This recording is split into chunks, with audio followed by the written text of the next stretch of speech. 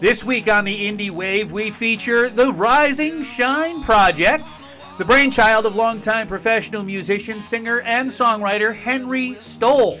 We foray into how the music industry is being changed by AI and the advent of computerized music, and how one man is breaking the mold and leaping across new bounds to create sounds and reach new limits without the help of any big-time rockers. That's coming up tonight on the Indie Wave.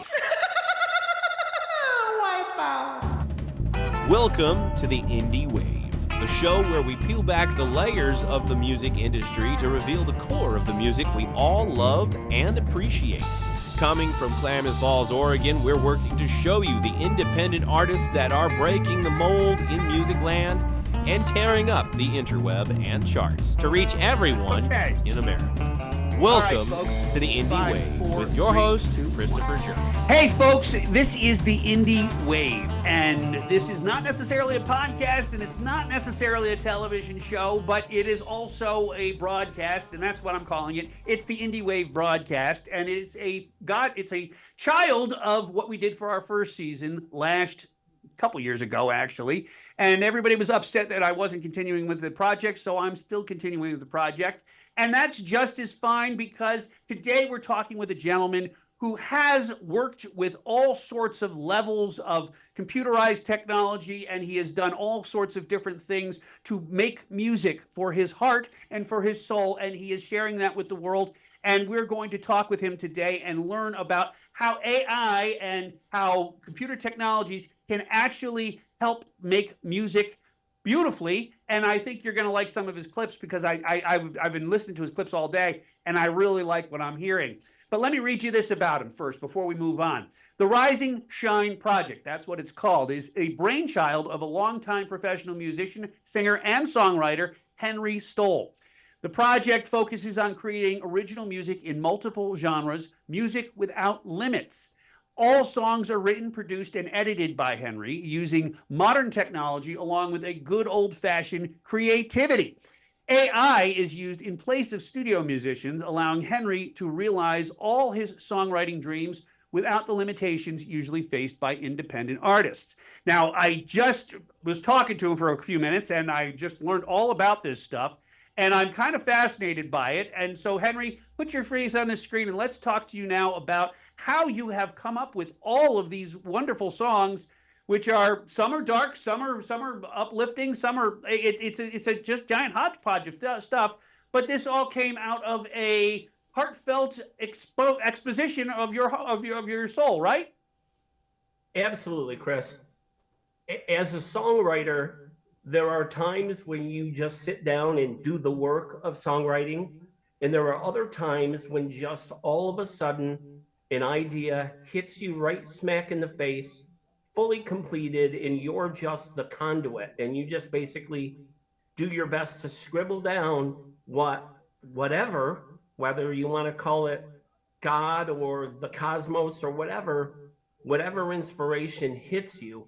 On occasion, it hits you like a tidal wave, and you wake up in the middle of the night and you have to scribble quickly because you don't want to lose this idea that just appeared to you. Other times it can be a labor of love.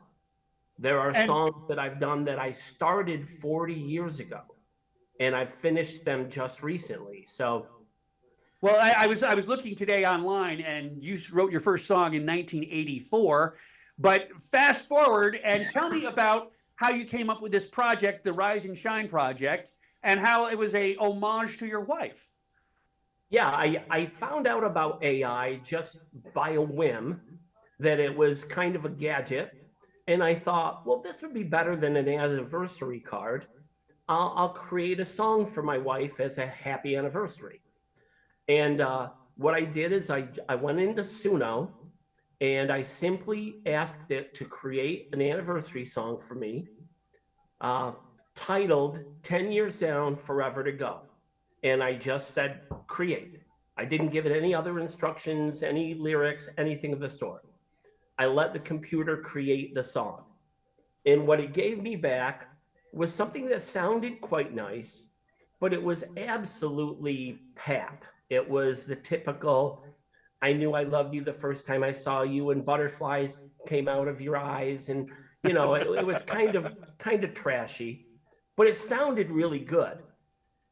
And I thought to myself, well, I don't really want to give that to my wife because it's not our story at all.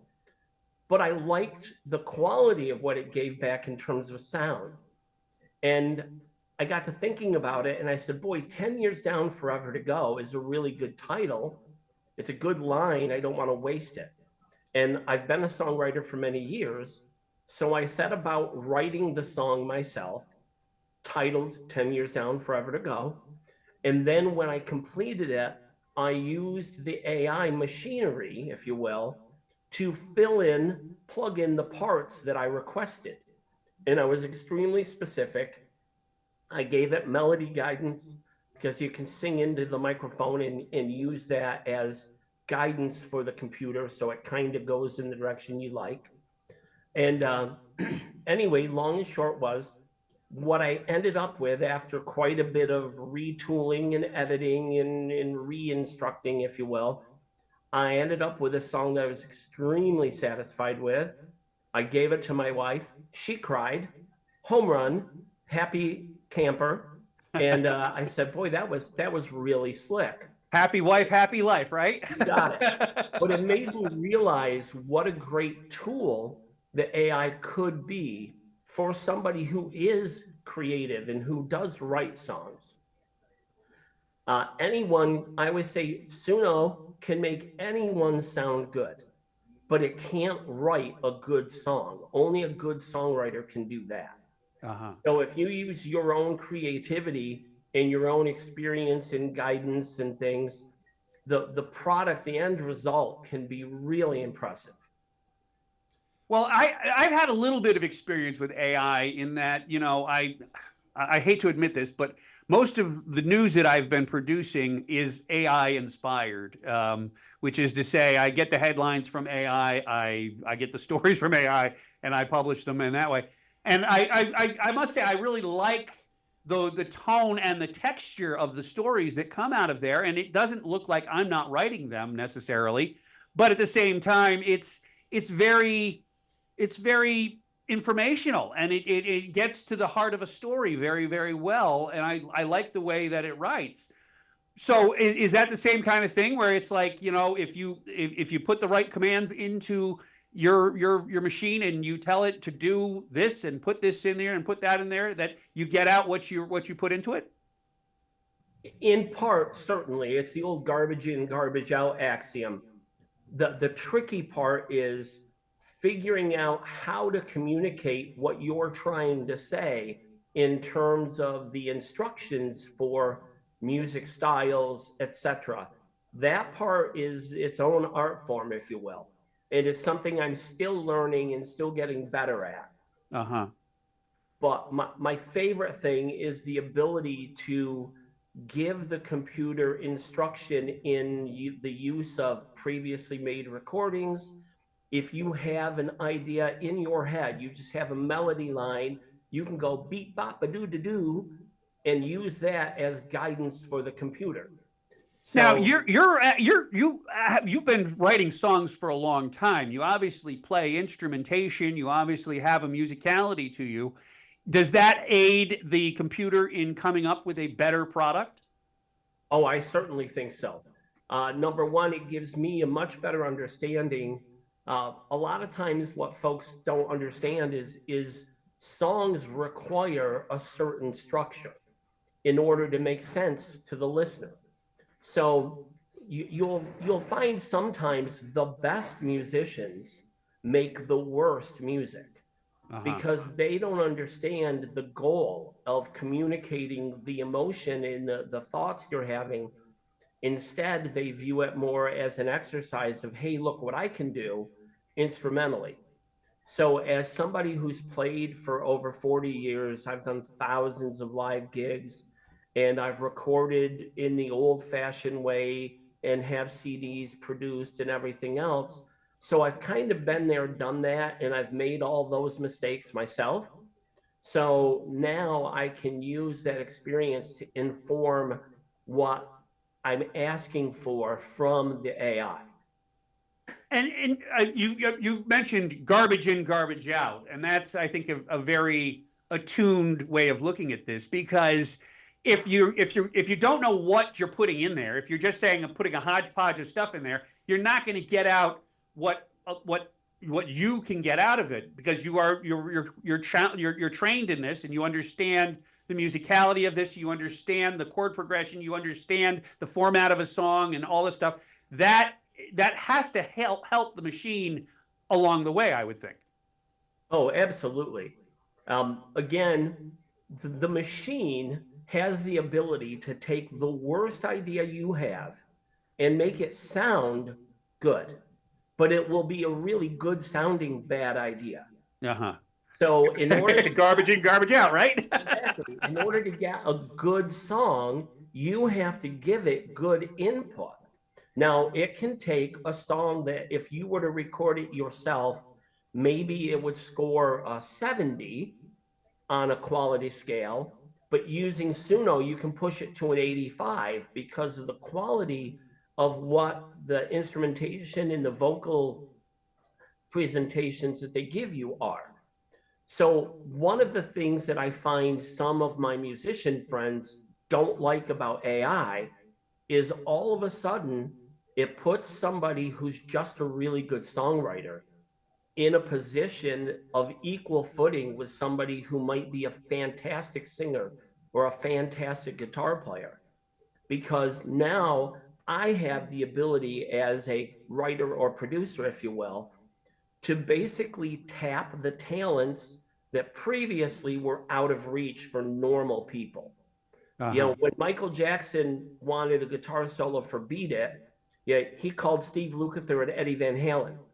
If I call Steve and Eddie, they don't pick up the phone. So this kind of equals the playing field to some degree. And one of the things that I found a little challenging is that people that have known me for decades, who've come to see me play for decades, all of a sudden felt like they had to insult me and say, well, you don't have any talent doing AI. And I would say to them, number one, dude, you've watched me play 1,000 gigs. Number two, if it's so easy, show me. Throw out your best songs. Let's see what you got. And the truth of the matter is, again, only a good song can sound like a good song. You've got to give it good input. You've got to write a good song and structure a good song to get a really high quality result. Uh-huh. Well, what I have to play for you today, which I do after the interview, I have a couple of clips I play. I have "Can I Borrow an Angel," "I Am Hollow," and "Broken Ties Teaser." And those are that's what I stole from your YouTube channel to put up there. Is this indicative of your work? Will these give you an understanding of all the different intricacies that go into your work? Kind of. It's a snapshot, if you will. I have very eclectic music tastes, so my writing styles are fairly limitless. Now, that wasn't the case when I was writing only for myself. You know, I'm a 61-year-old guy. I'm been singing professionally for 40 plus years, but I don't have the same range I had when I was 35. I'm a very adept guitarist, but I'm not Eddie Van Halen. I don't have unlimited skills. So what the AI does, it allows me to take my musical vision, the things that I want, and surpass my own limitations.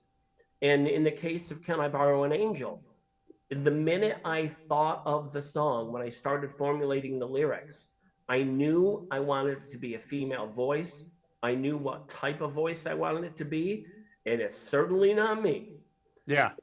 So if I were limited to the old style, I probably would have jotted the song down in a notebook, and it would have stayed there till the day I died, because I don't have access to somebody who could produce the sound that I heard in my head.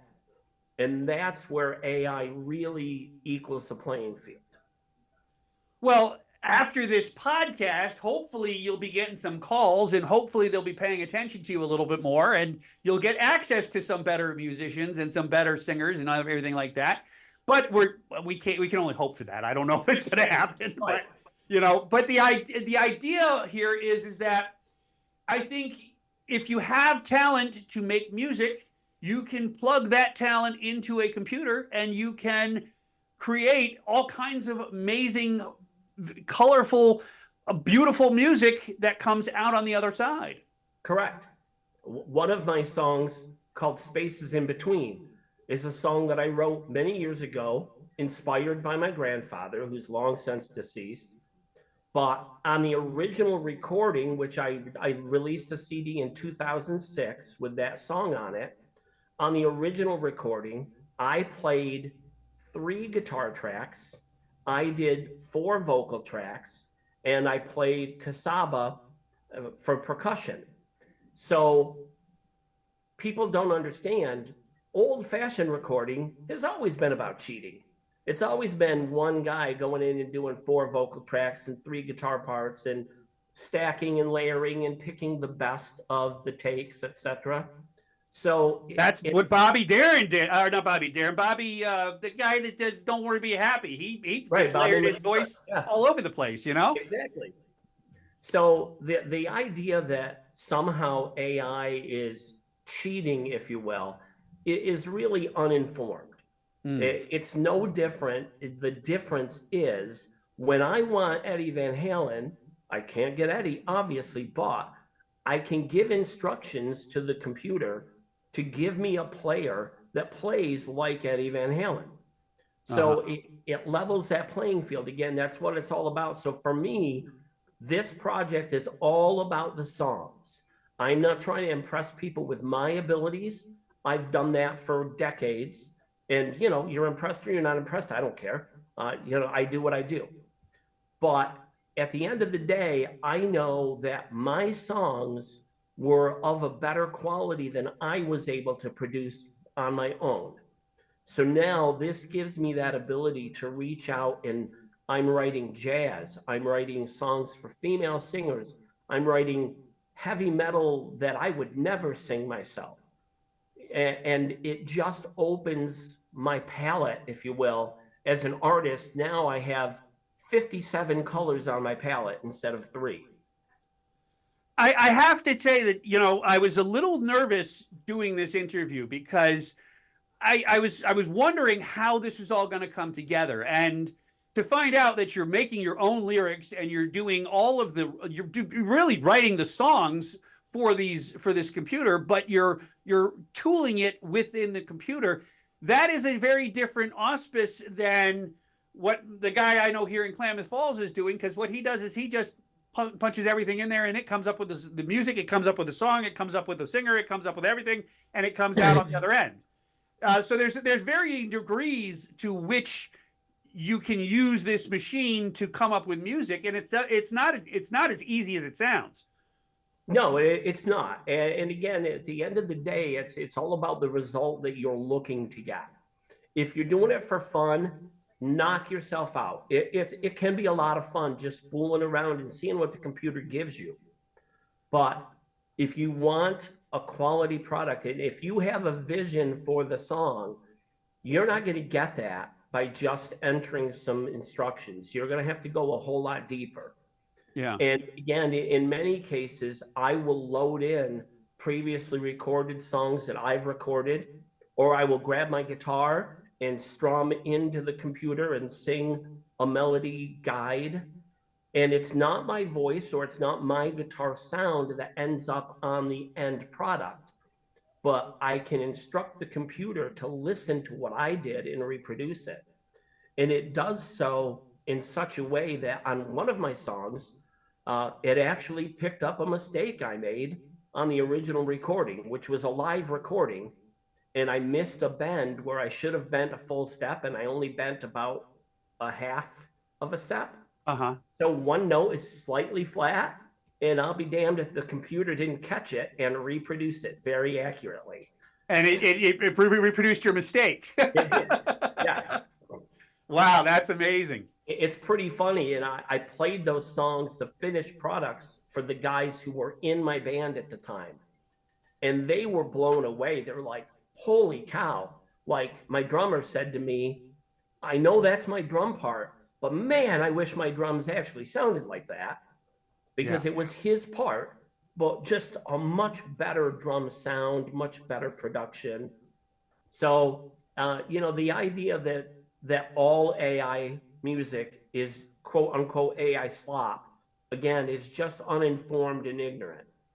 Well, and that's what we're going to play right next to this. Is we're going to play some of your songs so that people can get a feel for how you compose. And I hope that I liked them. I don't know if other people are going to like them, but I liked them because I really liked how it all worked out, and that I don't know if that is the end result, or if it's just that is it just I like the music, so I like it. That's all you can ask for. And I've had very good reception so far to the music that I'm publishing. At this point, I'm right around 100,000 views on YouTube, and I'm right around 60,000 streams total, which I think is pretty darn good for somebody who's just little old me in Lawrenceville, Pennsylvania, with no machinery or apparatus behind me to try to push the music out there and get it noticed. But that is something that I'm constantly working toward, because many of these songs I really do want to sell to other recording artists. One of my songs that's nearing 100,000 views on YouTube, I wrote very specifically for one female country singer. I had this particular singer in mind when I wrote the song. I have tried to send it to her through her Facebook page, but I'm sure she'll never get a chance to see it. But the minute I played the finished product for my wife, she immediately looked at me and said, oh my God, Julie Roberts needs to record that. And I said, well, that's funny, because that's exactly who I wrote it for. Well, there you go. There you go. Well, what I'm going to do is I'm going to play Can I Borrow an Angel and I Am Hollow, because I really like those tracks, and those spoke to me in a unique way. And then after this, we're going to be doing a takeaway, and I'm thinking this week I'm going to talk a little bit about AI and how it's affecting the music industry for my takeaway for this thing. But I want to thank you for being here today, and I think, keep doing what you're doing, sir. Well, thank you for having me. I really appreciate it. And I'm hoping that eventually people will realize, again, AI is a tool. It's no different than a hammer. And if I use a hammer to build you a house, you'll probably be pretty happy. You won't like me so much if I bury it in your forehead. So, well, we're not burying any hammers in anybody's foreheads with this show anyway. But thank you so much for being here, and tell your wife that she's encouraging you in the right direction.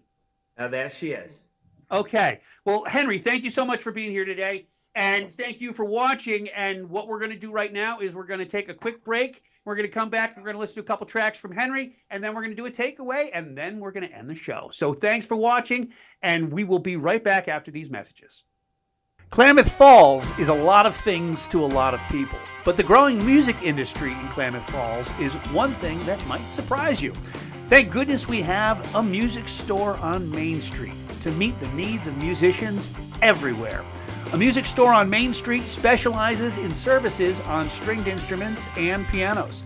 We have the largest selection of in-stock strings in Southern Oregon. Our family-run shop since 2011 has offered internet pricing with small-town service, including new large items like guitars, amps, electric pianos, effects pedals, and more. So stop in today at 1029 Main Street in Klamath Falls, or call 541-205-6633.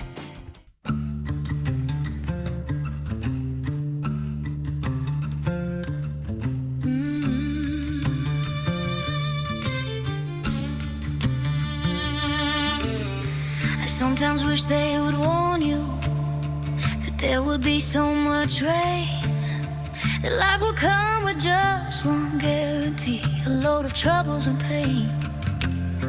I wish that someone had told me that words were worth what they weigh. Some people lie like they're breathing, and some debts never get paid. I know it sounds like I'm whining, sounds like I pity poor me, that if it weren't for bad timing, my only chance would go free. I'm running out of believing, I'm getting tired of trying, when all I want is just a glimmer of hope, just one day that I don't cry. Can I borrow an angel? Maybe just for one day. Maybe I could be happy if this hurt went away. If I could borrow an angel to lift this burden from me, maybe I would see clearly. If I could borrow an angel.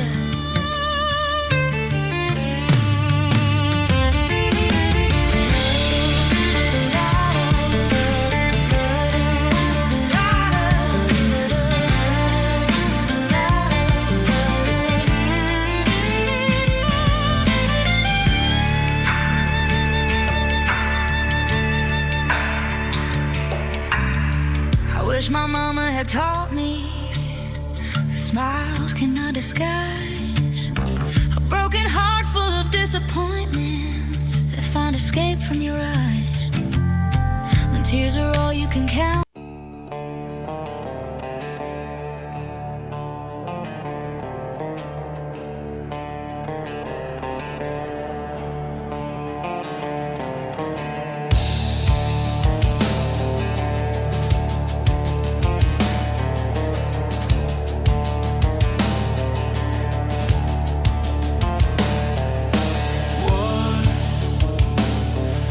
See in the shadow of me. How do you make me your dream? I wish I were just a fraction of the man that you wish I could be. It's not that I think I'm a loser, it's just that I wish I were more. I try to be what I aspire to be. I hope you were right when you see the man that I'm not in the mirror, the man that you want me to be. But I'm just a hint with no answer, just a reflection you see.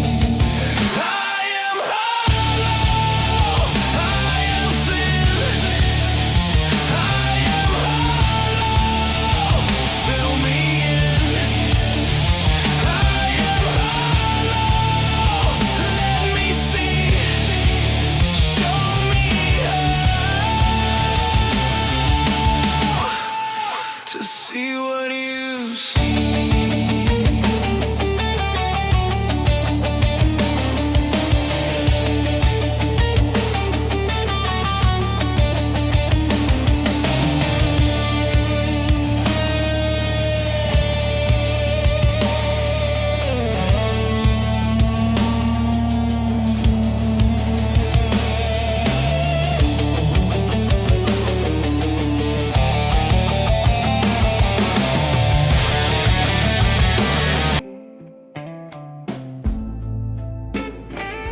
In 2026, the intersection of artificial intelligence and music has evolved from a technical curiosity into a fundamental creative shift.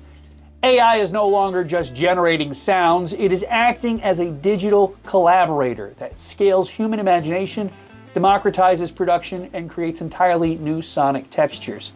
For decades, we viewed technology as a tool for capturing or editing sound. Think of the transition from analog tape to digital audio workstations. Today, the instrument itself has become intelligent. Tools like Suno and Udio allow creators to describe a mood or a complex genre fusion, i.e. 1920s jazz mixed with modern industrial techno, and receive high-fidelity, radio-ready tracks in seconds. Producers can use natural language processing to translate abstract emotions into complex harmonic progressions. AI has mastered the ability to deconstruct existing songs into individual tracks, vocals, drums, bass, allowing for a new era of ethical remixing and fan-driven creativity. One of the most profound powers of AI is the lowering of the barrier to entry. Historically, producing a professional track required thousands of dollars in gear and years of music theory training.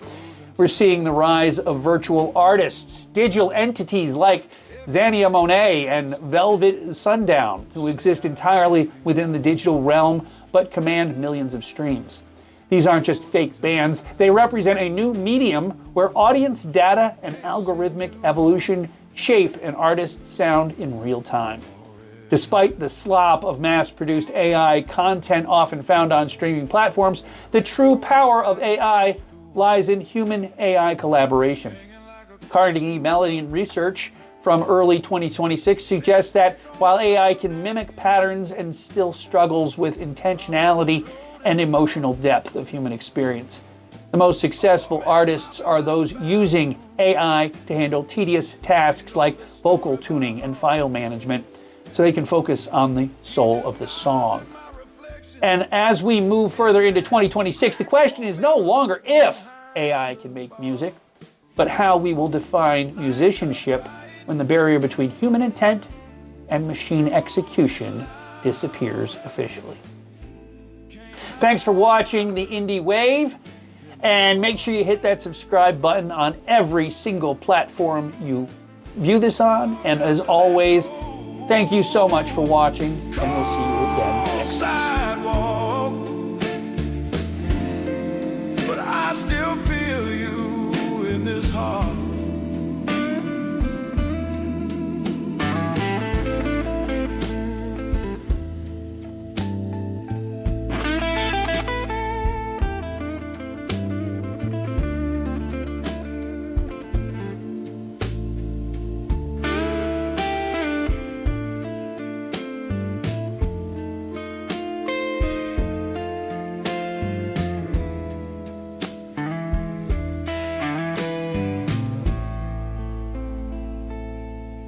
Closing time blues.